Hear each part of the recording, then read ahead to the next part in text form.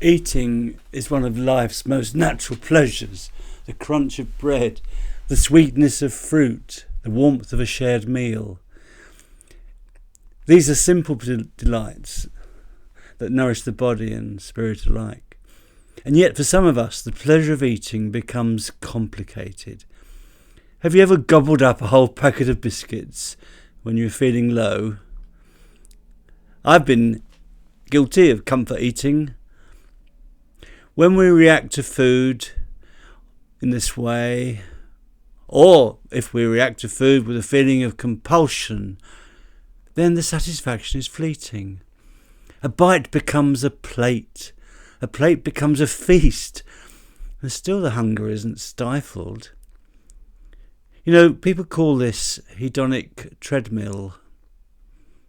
We pursue pleasure only to find it fades almost as soon as it arrives, propelling us towards more and more gain.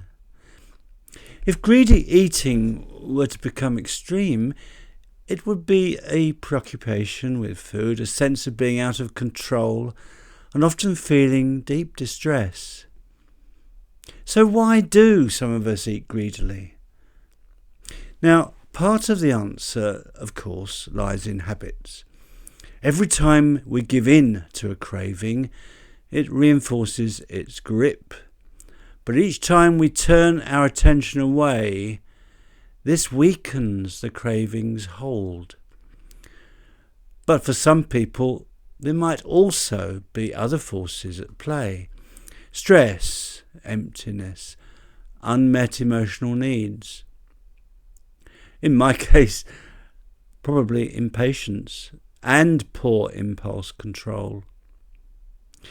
If we are not careful, food can become not simply fuel, but a way of filling gaps that remain stubbornly empty.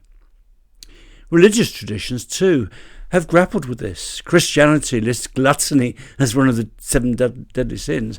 Not just excessive appetite, but a distorted desire that places food and pleasure above higher things.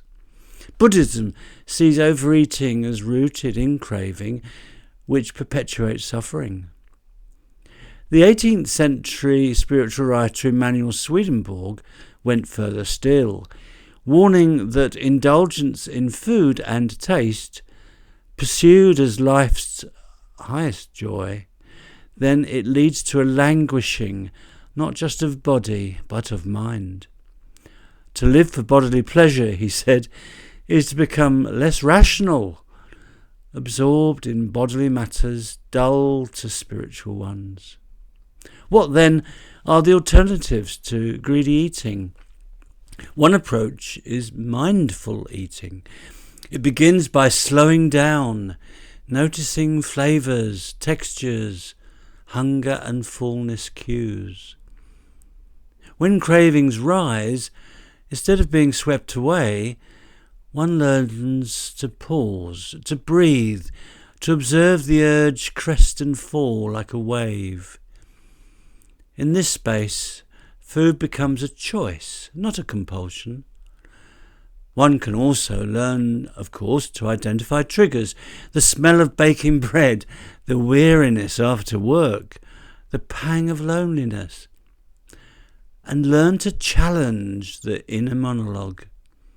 I can't resist because I can pause. Can't I? I can choose, I can resist. A slip is not a failure, only a reminder that cravings come and go. Spiritual traditions have long offered similar practices. Fasting disciplines the appetite. It teaches self-control and humility. Prayer before meals turns eating into an act of gratitude rather than grasping. Swedenborg once recounted his vision of spiritually healthy people. They delighted in meals not for indulgence, but for the joy of conversation and the usefulness of food to the body. Their way of eating, he wrote, led to a healthy mind in a healthy body and a life aligned with true humanity.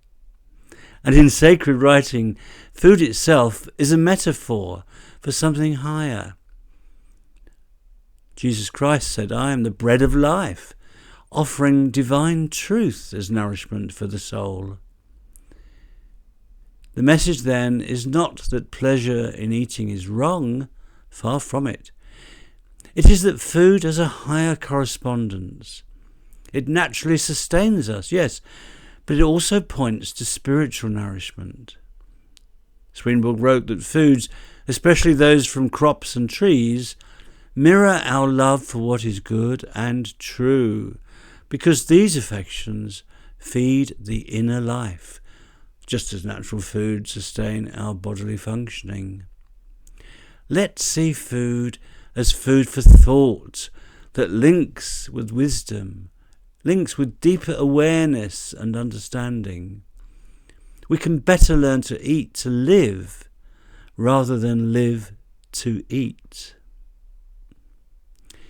In this video, I've been exploring greedy eating and how we can quell this craving by reflecting on the meaning of food in our lives. If you have been interested, why not give me a like and offer a comment? It encourages YouTube to show this video to a wider audience. You may also want to click the link to How Do Humans Replace Low Self-Esteem with Worth? Another one of my videos in the emotional health list. Thank you so much. Cheerio.